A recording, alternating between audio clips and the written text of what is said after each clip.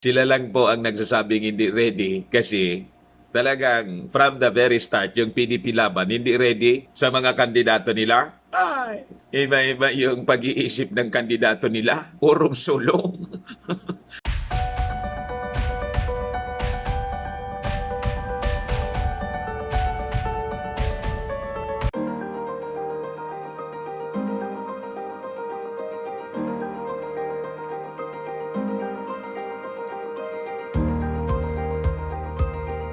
Oh, tagumpay yung ating mitiin, mga kababayan.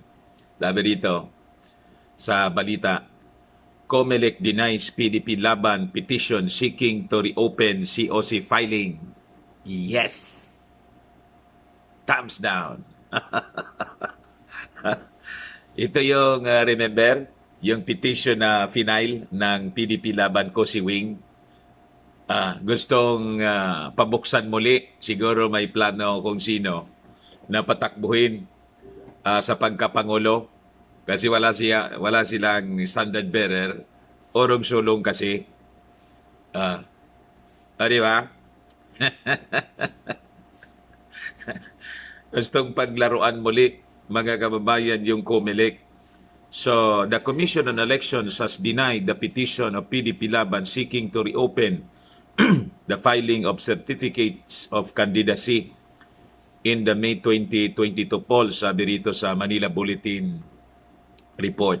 It was denied as well as the petition to suspend elections until 2025. Yan pala yung plano ninyo, ano? Both of them resoundingly denied. Buti naman. Sabi po ni COMELEC spokesperson James Jimenez sa virtual press briefing na ginawa kahapon. He said the petition of the PDP Laban wing of Energy Secretary Alfonso Cusi to reopen the COC filing was denied as the grounds it cited were not meritorious. Ayos? The decision was anchored on the fact that the grounds provided by the petition were not meritorious. In the petition was saying it's impossible to do all these things because there are still pending cases. That's a wrong assertion, sabi po ng COMELEC. This is not the first time that we will be going to print with pending disqualification cases. So the fact that there are pending disqualification cases has never been a reason for suspending the start of printing the ballots. Ayos, sabi po ni Jimenez. The petition likewise alleged that the COMELEC has the authority to set the timetable and basically short of saying that the COMELEC was arbitrary in setting the timetable. We show that it's not arbitrary. And in fact, the petition had, in fact, ignored a bunch of preparatory activities. Readyan niya kami. Sila lang po ang nagsasabing hindi ready kasi talagang from the very start, yung PDP Laban hindi ready sa mga kandidato nila. Ay, iba-iba yung iba-iba yung pag-iisip ng kandidato nila. Di ba? Urong-sulong. Tapos, idadamay pa ninyo yung COMELEC sa pagiging unstable mind ninyo. Yung mga taong ito. O ngayon, bukya kayo. Ay, wala na kayo. Wala kayo, kandidato. Ito na lang ang pag-asa talaga ninyo. Gatungan ninyo yung pandemya. Di ba? Ino na lang ang biling gawin ninyo. Gatungan na gatungan itong pandemonyo. Gawing rason na hindi niya pwedeng mag-eleksyon tayo. By reason of the... Hindi man niya makalabas kayo. Daming ma-disenfranchise kasi marami pang hindi kayo na lang ang bumoto. Di ba? So, because the grounds being raised were not meritorious, the petition was denied. As for the reason why the petition of the National Coalition for Life and Democracy seeking the suspension of the polls was denied, Jimenez said, it's best to just wait for the actual resolution. As far as the individual justification for the denial of petition to suspend the elections, we have to wait on the actual resolution, sabi po ni Jimenez. Right now, they just discussed it and they all agreed that it should be denied. Shot sa basurahan. Ano ba? Mga kababayan, ayaw ninyong tumigil. Tumigil na kasi kayo. Malas kayo dito sa sa Pilipinas. Tingnan niyo yung nangyari sa ating bansa ngayon. Daming kamalasan kasi wala kayo sa tamang yung grupo ninyo. From top, mga nakaupo. Wala sa tamang wisyo, sabi nga. Ito, nasa tamang wisyo ito. Ang galing ni Lomi. I-share ko na rin po sa inyo. Robredo wants experts, good managers in her cabinet if she wins presidency. Experts daw. Anong uri ng experts? Siyempre, tulad niya, expert. Good managers? Siyempre. Yung mga tulad niya, yung qualities, yung credentials and yung manang-mana sa kanya. Yan ang ibig sabihin niyan, di ba? Should Vice President Leni Robredo win as president, she wants experts and good managers as member of the cabinet, sabi dito sa Inquirer. Pero para sa akin, napakahalaga ng pagpili ng cabinet members. Napakahalaga ang pagpili ng head of offices. Ayos. Number 1, kailangan experts in their field. Wow. Tulad niya nga po. No further explanation. Di ba? Siya, di ba, expert siya sa field niya bilang abogado. Napakalinaw nga magpaliwanag. O, hindi kayo naniniwala? Number 2, kailangang respetado sila. Ayun. Tulad niya rin, siyempre. Ang cabinet members po, di ba? Alter ego. The other self. Kaya sabi ko, tulad niya. Iyon ang tawag po sa cabinet member.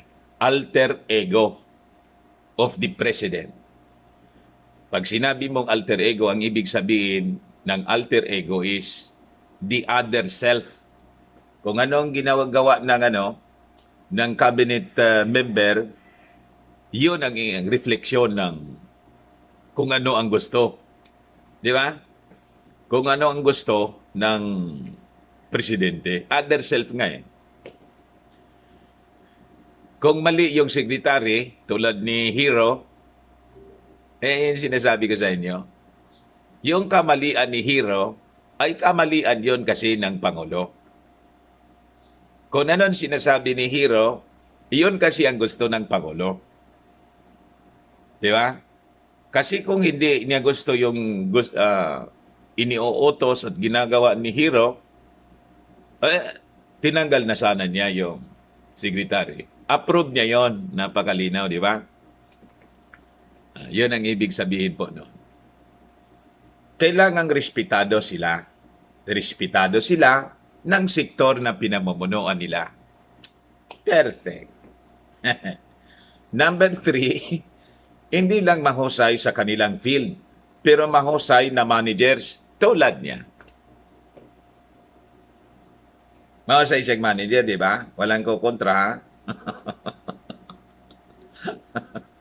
And then, number 4, ako. Yung driving force sa akin ng governance is always empowerment and exclusivity. Ang galing po ng mga empowerment. So, para sa akin, dapat yung pipiliin ko, naniniwala din doon na nakikinig. Ha? Ano daw? Ayun na yun. Nagbibigay boses sa stakeholders kasi tingin ko napakahalaga nito. Malinaw? Malinaw naman, di ba po? Hindi malinaw, bonamin. Kailangan ninyong tulong ng bonamin. Ang number 5, ay marami pala to dapat yung presidente ng BP,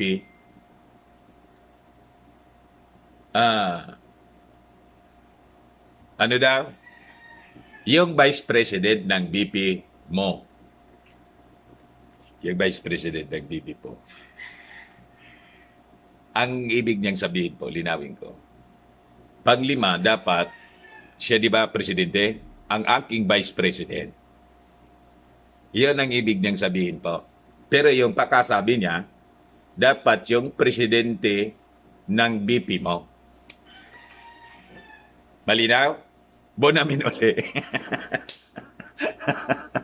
Kung hindi malinaw po, bonamin uli. Yung presidente nagtitimon na yung kanyang cabinet members ay nag-agree to work together kasi mahirap yung nag-aaway. Ayos. Robredo did not provide names of the preferred cabinet members in case she wins the post. I will not name names ngayon kung mayroon ng napupusuan. But there's a group of many different teams who have been helping us since 2016. Siyempre, yung campaign manager na si Bam Aquino po, yung campaign manager. Sabi nga ng mga observers po, ako hindi ko man na-observe siya, na hindi ko napansin na overlook ko siya. Pero may punto yung mga observers. Ang campaign manager po daw ni Loming, si Bam Aquino, hindi nga niya na ipanalo.